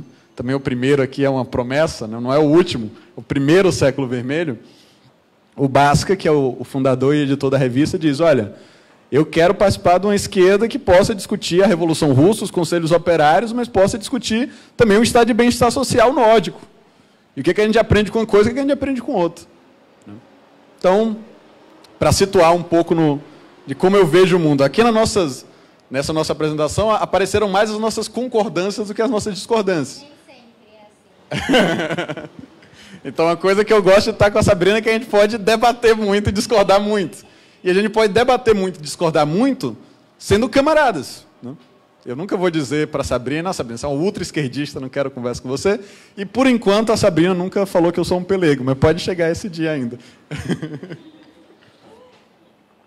Mas a gente consegue lidar produtivamente com as nossas diferenças. Eu acho que isso é uma marca do Projeto Jacobin também. Como é que, sem negar as nossas diferenças, sem imaginar que nós vamos colonizar e mudar a visão dos outros, e vai ser um formato, e todo mundo vai pensar da mesma forma, e vai ter a mesma direção, nós não acreditamos que essa é uma maneira viável de organizar os movimentos de massa em condições contemporâneas, mas como é que nós podemos conviver com as nossas diferenças e produzir a partir delas.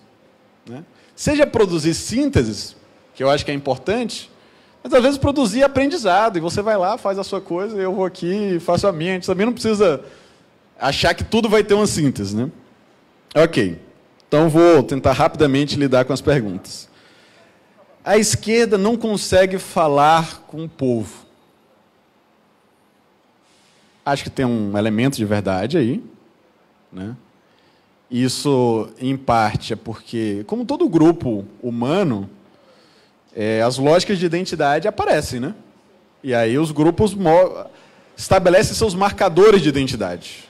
Então, nós somos de esquerda, nós usamos vermelho, nós chamamos nós de companheiros e companheiras, e nós temos um vocabulário próprio. Se você não soa como eu sou, você não é de lá. E talvez as linguagens vão envelhecendo, né? Elas também têm certos prazos de validade, ou conceitos que faziam sentido, ou termos que faziam sentido em uma determinada época, que chegavam nas pessoas junto aos seus problemas reais, talvez hoje não digam mais respeito às pessoas. E uma parte que a gente tem que... Uma parte do processo de reorganização é ouvir. Né? Talvez a parte mais difícil. Não ouvir para depois esperar a sua vez de falar e dizer, agora que eu te ouvi, você tem que fazer isso, isso, isso.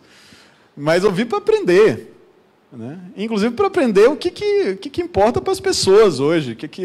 O que as pessoas estão querendo, estão desejando, estão sentindo, porque é a partir dos desejos, é a partir da vivência das lutas que a gente vai produzir qualquer coisa, inclusive organização. Que eu acho que é um passo necessário e absolutamente... Aí eu discordo também dos meus camaradas que gostam, trabalhamos junto, neo-anarquistas, autonomistas, que acham que a gente fica nas lutas, fica nos desejos, fica na tática, que isso era algo típico do movimento antiglobalização. O que a gente quer? A gente quer parar esse evento aqui. Tá? Outro mundo é possível? Mas a gente nem sabe exatamente o que é. Esse outro mundo possível nem recebe uma descrição e nem tem uma estratégia de como a gente chega nesse outro mundo possível a partir desse mundo que nós habitamos hoje concretamente. Né? Eu acho que não. Eu acho que a gente precisa de estratégia. A gente precisa de um plano. A gente precisa de capacidade de coordenar as várias lutas, os vários desejos, as várias vivências e produzir algo que seja numa escala majoritária capaz de produzir alterações sociais persistentes. E isso necessita, primeiro, pensamento. Pensar, refletir duramente. E pensamento é difícil. Aí eu acho que tem um outro problema. Que, veja, a direita tem uma tarefa mais fácil do que a gente. Certo? Porque eles querem manter o mundo como é. Às vezes tem que mudar o mundo para manter como ele é. Certo? Mas, no final das contas, seja um pensamento reacionário, seja um pensamento conservador, ou até o pensamento fascista, ele se marca por ser uma espécie de revolta na ordem. Né? Então, ele tem certos elementos de discurso revolucionário, certos elementos de discurso conservador. Tá? Mas, de todo jeito, a ideia é manter uma sociedade de classes, com segregação, com discriminação, com desigualdades profundas. Certo? Nós queremos mudar isso. Tá? Mudar isso é muito mais difícil que manter isso. E mudar isso significa que nós vamos ter que pensar como esses mecanismos de reprodução dessa ordem desigual acontecem. E pensar não é uma coisa fácil. Aí eu também acho que nem tudo sai da vivência. Sabe? Você produzir uma compreensão teórica da realidade é um negócio difícil. Então, tem elementos do discurso socialista que são inerentemente mais difíceis do que o discurso conservador. Porque significa dizer, vamos ter que parar, pensar, refletir como é que funciona a sociedade, como é que a gente pode produzir uma estratégia viável para mudar isso que existe. Então, tem um trabalho aí de educação política, tá certo? Que é mais fácil do que um trabalho puramente de propaganda, de reforçar o senso comum e mobilizar o senso comum. Tá? Então, nós temos que... Bom, eu acho que ser socialista é ser iluminista também.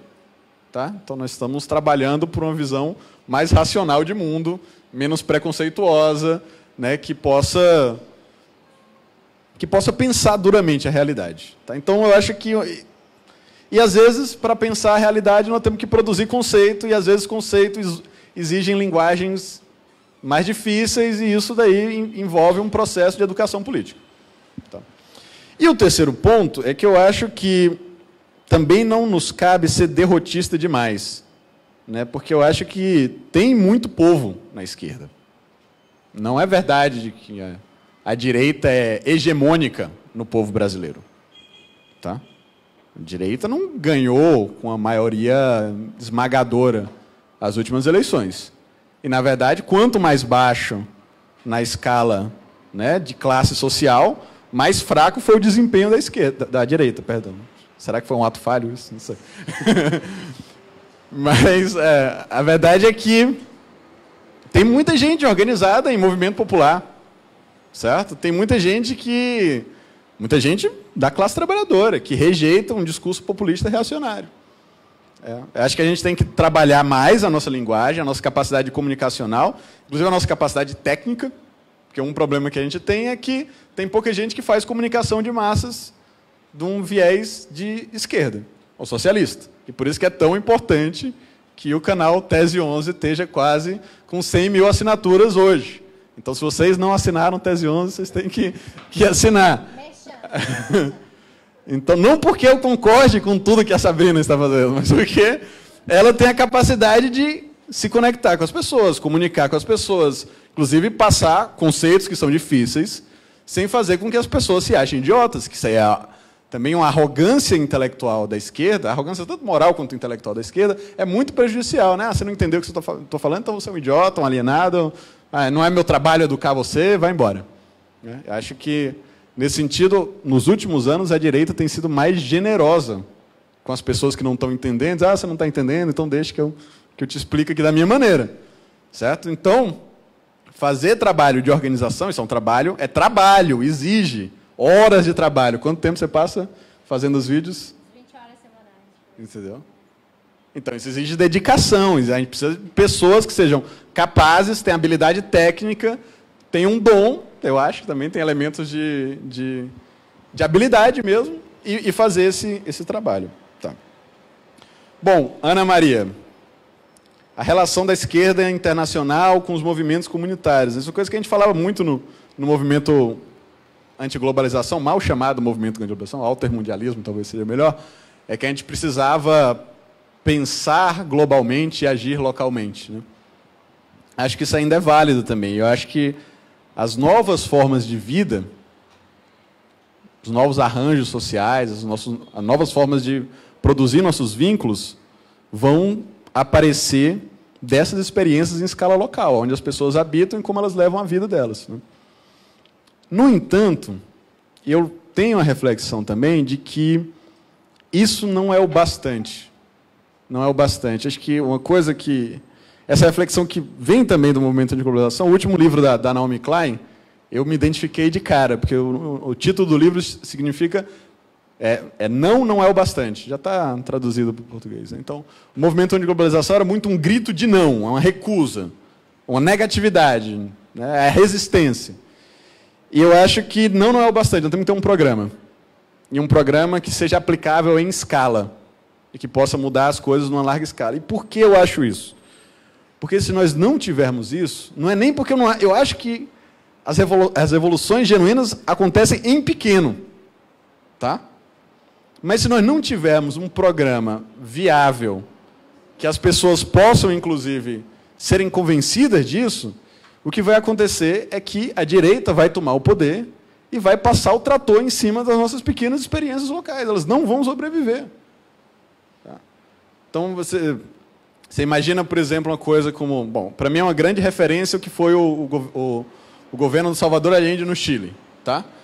E, para mim, é importante não tanto pelo que o governo estava fazendo, mas pelo que as pessoas estavam fazendo autonomamente na base, se organizando nas juntas industriais, nos conselhos e tal, produzindo uma revolução em pequena e auto-organização. Mas aí chega o Pinochet, toma o poder de Estado e mata nossos militantes. Literalmente mata os nossos militantes. E aí não tem revolução em pequeno que aguente isso. Eu digo isso porque a gente tem hoje, no Brasil, situações dramáticas dos nossos militantes indígenas sem teto, sem terra, sendo assassinados. Como morreram agora 2 companheiros. Certo? E acho que isso passa também por ter uma estratégia de ter o poder político. Inclusive para o poder político ser capaz de estimular, conectar, oferecer um terreno fértil para que essas experiências em pequeno, mais locais, mais comunitárias, possam florescer e montar suas redes e, inclusive, oferecerem soluções que possam ser escaláveis também. Eu responderia sim a sua questão.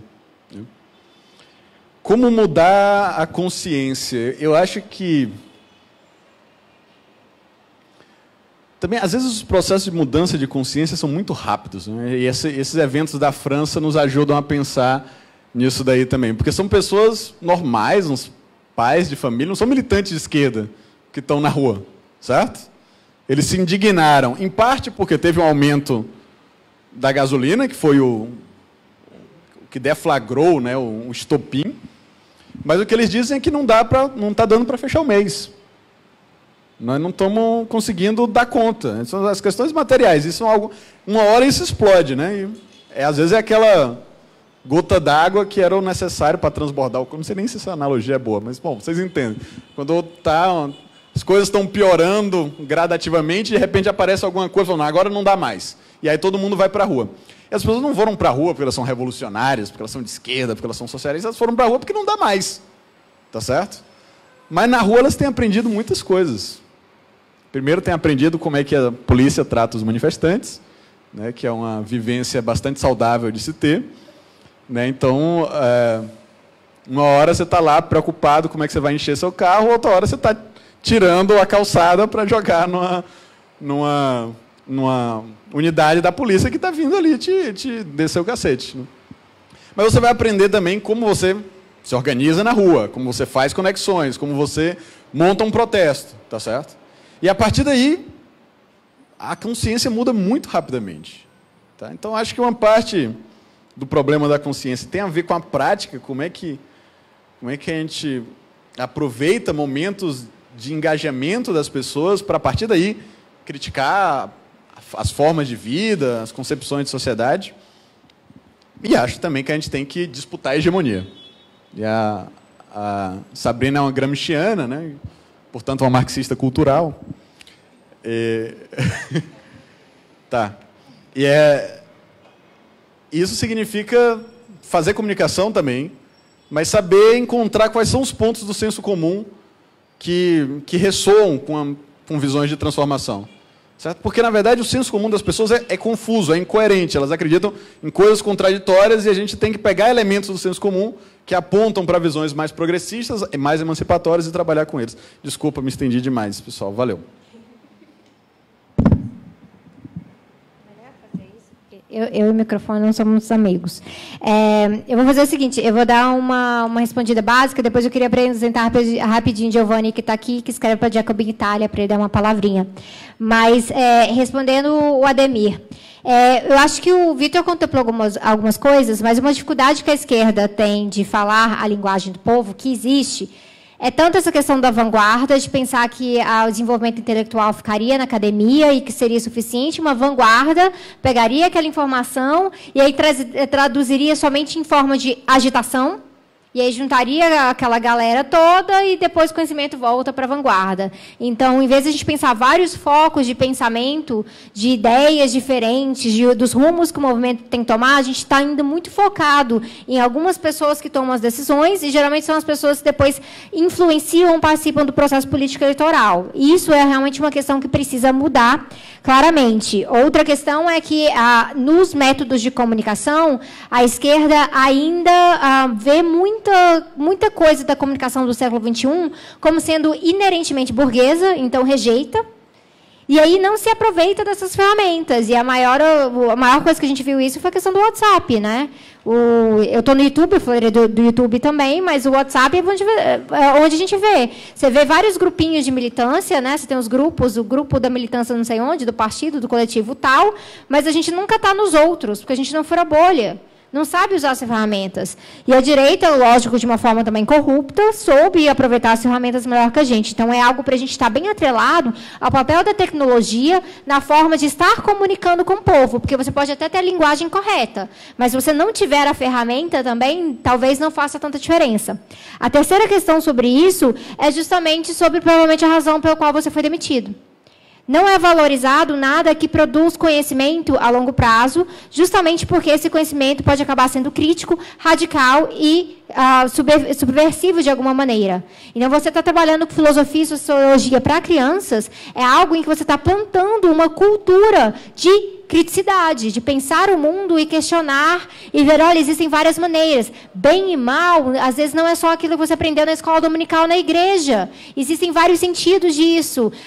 Mito da caverna, várias coisas que você pode estar ensinando ali, que é uma sementinha importante para plantar criticidade. Então, essa galera não quer, e nisso tem atrapalhado um pouco do que a gente pode fazer. Eu vou pular rapidinho, só para falar, porque isso relaciona muito a pergunta do Anderson. Onde que essas crianças estão aprendendo essas coisas de empreendedorismo infantil, e eu, depois os outros e tudo mais? Na internet. Na internet, um pouco na televisão, mas e com os amiguinhos. Um tem mais acesso que o outro e eles vão fazendo isso. Então, pode não estar aprendendo em casa, mas eles estão aprendendo em outros espaços. E, por isso, o tanto que é necessário a gente ocupar esses outros espaços com essas outras linguagens diversas. Uma amiga de militância virou para mim e falou assim, Sabrina, a gente podia fazer, então, um canal Tese 11 para crianças. Eu falei, nossa... Aí eu vou presa, né? A situação. Mas que tal? E quem quiser fazer uma coisa dessa? A Boitempo, por exemplo, tem uma coleção linda chamada Boitatá, que são livros infantis voltados para esses debates. Então, tem dos mais revolucionários aos mais reformistazinhos. Tem para todos os gostos. E é muito legal, porque para a gente estar trabalhando isso, porque a gente sabe que eles estão doutrinando as nossas crianças também. Estão fazendo isso. A nossa diferença é que a gente não quer doutrinar crianças e tampar a visão delas. A gente quer justamente abrir a visão para elas chegarem a esse mundo e quando elas começarem a sofrer a realidade como adultas, elas sejam mais preparadas. Porque um dos problemas que a gente tem com a geração millennial é que ela não parece estar preparada para a realidade. O que é apanhar do capitalismo? O que é ter que pagar boleto? Aí está todo mundo deprimido. Literalmente deprimido, com problemas clínicos. Então, é importante a gente fazer essa ponte. E é por isso que é necessário a gente continuar essa militância contra o projeto do Escola Sem Partido e, ao mesmo tempo, nós que somos das ciências sociais estarem fazendo essa divulgação científica para fora, para que gente que talvez não valorize esse tipo de pensamento, essa disciplina, essa reflexão, passe a valorizar, por ver que tem um sentido, cumpre um papel na nossa sociedade. A coisa que a Ana Maria estava falando, eu acho muito importante, por quê? Existe, sim, uma perspectiva de esquerda que, às vezes, é extremamente estatal, que aí fala, não faz nenhuma diferença. Então, só para puxar o gancho daquilo que o Vitor falou, tem um outro aspecto desses trabalhos de movimentos comunitários, políticos não estatais, como você colocou. Geralmente, eles conseguem fazer algumas coisas sem ter que estar dependendo da questão do Estado. Fazem com bastante perrengue, mas conseguem fazer. E o que isso planta? Isso planta, além desse acúmulo organizacional, planta prefiguração. São os experimentos. A gente começa a experimentar. Isso aqui funciona, isso não funciona. E aí, quando vem fulano lacrando na internet, mas como é que vai ser essa sociedade futura assim, assim? Porque o homem é naturalmente ruim, né? Então, você mexe uma ideologia e falta de conhecimento filosófico de outra coisa e te nega a essa realidade. Você fala, olha, mas lugar tal, a gente tem começado a fazer isso. E está funcionando, e a gente está chamando não sei quem. Lá no DF, a gente trabalha muito, especialmente com a liderança do Thiago, que é meu companheiro, trabalhando com questões de mutirões. Então, mutirão para construir casa de bioconstrução, para fazer agrofloresta, para fazer horta comunitária, para fazer essas coisas. E eles são importantes porque, mesmo que talvez venha um governo aí e passe o trator em cima dessas coisas, nós criamos laços de solidariedade, confiança, pessoas vendo, olha lá, aquela pessoa está acordando cedo, está indo dormir tarde para estar aqui com a gente fazendo coisas. E talvez isso precisa um pouco sobre o que a militância partidária precisa fazer sobre ocupações. Porque uma coisa que acontece demais, chega lá, faz uma live na ocupação, tira uma foto, fala que está apoiando, mas não dorme na ocupação.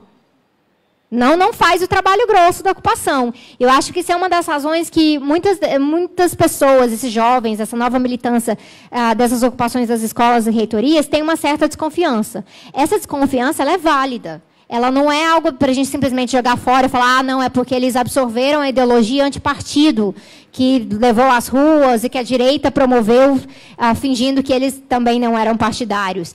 Pode ter um elemento disso, mas também tem a forma como a própria esquerda partidária tende a tratar desses movimentos mais autônomos que surgem dessa forma mais espontânea.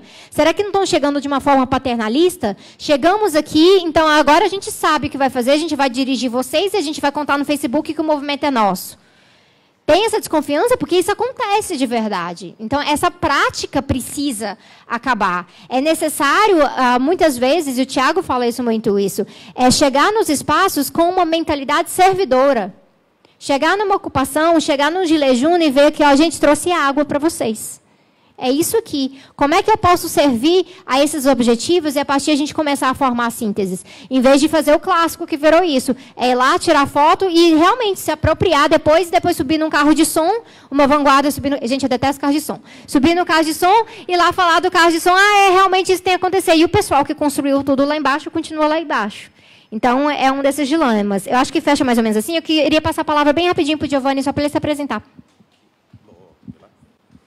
Então, boa tarde. Eu vou dizer só duas palavras. Meu nome é Giovanni, eu estou morando no Brasil, estou morando em Brasília, mas também estou trabalhando com os camaradas e as camaradas lá da Itália e acaba de ser lançado poucos meses atrás Jacobin Itália também. Então, vamos começar agora, entre várias outras coisas, uma série de entrevistas sobre a conjuntura brasileira, que está no foco do interesse mundial.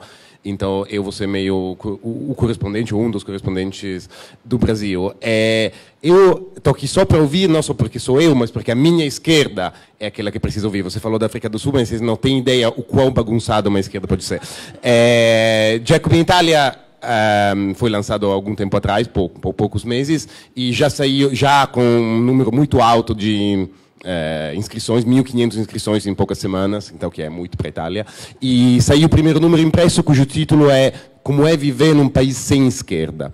Dos principais países da Europa, a Itália é o país, nesse momento, desse ponto de vista, com a situação mais grave, em que tudo que se pode, mesmo vagamente, chamar de esquerda, nas últimas eleições de março, não conseguiu mais de 4%. O debate político está inteiramente dividido entre, eu diria, 3 direitas. Uma neoliberal, uma extrema autoritária e uma transversal populista liberal também. Então, mas chega de melancolia, porque também estamos tendo a impressão de que alguns movimentos, eu estou ligado a um, que é uma das referências partidárias, não a única, de Jacobin Itália, estão surgindo, aprendendo algo novo daquilo que fracassou. E então tem um movimento, eu acho que Jacobin Itália é uma peça importante. A redação de Jacobin Itália se deu como critérios 2. critério, digamos, de linha redacional, anti-neoliberalismo, anti-austeridade, por um lado, e anti-racismo, por outro. Por que anti-racismo? Porque na União Europeia, nesse momento, in particolare na União Europeia, a situação está dividida aparentemente, de maneira aparentemente inelutável entre duas frentes contrapostas: os liberais europeístas, os promotores da austeridade, e a extrema-direita nacionalista e anti-europeia, Macron e Le Pen. E agora a nossa pergunta é como é que essa alternativa pode ser quebrada, mostrando que na verdade são os dois lados da mesma moeda, são a mesma coisa. Na Itália a esquerda está ainda atrasada, mas a direita está na vanguarda. Muitos de vocês devem conhecer aquela entrevista famigerada de algumas semanas atrás do Eduardo Bolsonaro, aquela que falou, se for prender-se em mim, tudo bem, né? Aquela lá da criminalização dos movimentos sociais. Na mesma entrevista ele falou, o nosso farol é a Itália de Salvini agora. Então tem experimentações. Mas se vocês vão ver, o discurso nacionalista, as políticas contra migrantes, as políticas de fechamento, são acompanhadas por políticas como a proposta da flat tax, da alíquota de taxa igual para todos, que é uma proposta tipicamente neoliberal. Então, trata-se de mostrar que eles são a mesma coisa e nós somos a alternativa. E tem um debate nesse momento, vou concluir só por isso, para, digamos, dar a ideia de quão complicada é a questão, mas também movimento, sobre a União Europeia. E que, como você, Sabrina, falou de 2013, eu também, pessoalmente, prefiro considerar isso de enigma. Ou seja, que não seja um debate fechado, porque também a esquerda está se pensando e tem um debate sobre possibilidade de ruptura para a esquerda e não para a direita da União Europeia, que, como vocês sabem, é um mecanismo digamos, em que a austeridade é constitucionalizada e muito difícil até de reformar, porque não tem mecanismo democrático de reforma. Então, aí vem o discurso da nação. O risco, mesmo à esquerda, de uma retomada de um conceito excludente de nação. Um filósofo de vocês brasileiros e paulistanos, um grande intelectual, Paulo Arantes, eu ouvi uma fala dele alguns anos atrás, a uma pergunta sobre nacionalismo, ele respondeu, mas a nação, tipo, a pergunta era, mas aí não teria um risco de nacionalismo a falar em termos de nação? Mas a nação são as massas pobres, aquelas que não podem viajar, que não podem se mover, diferentemente das elites. Então, tem a possibilidade de trabalhar com um discurso como esse, digamos, um conceito de nação includente, excludente só para cima, contra os interesses das elites capitalistas e não para baixo. Mas a aposta de Jacobin Italia, para concluir, é de que, pelo amor de Deus, mesmo se for necessário, e ainda o debate está aberto, trabalhar nesse sentido dentro da União Europeia, que é um caso específico, isso deve ser pensado num horizonte internacionalista, de um novo internacionalismo. Então, estamos nessa e, como dizemos na Itália, um slogan histórico do movimento operário italiano, ao trabalho e à luta.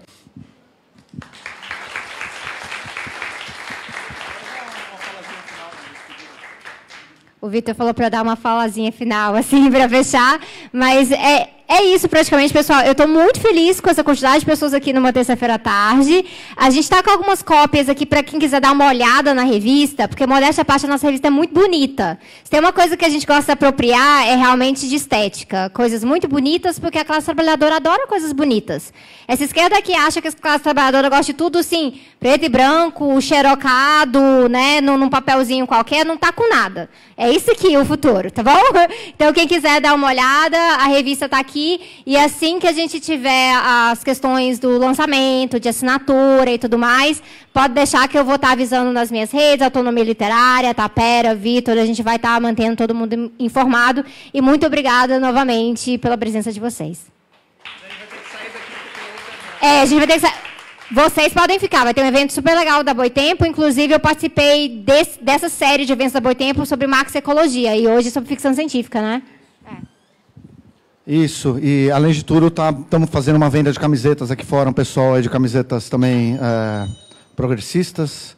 E, enfim, é isso, vende cerveja aqui, quem quiser ficar aqui, curtir esse final de tarde aqui conosco. É isso aí, então valeu.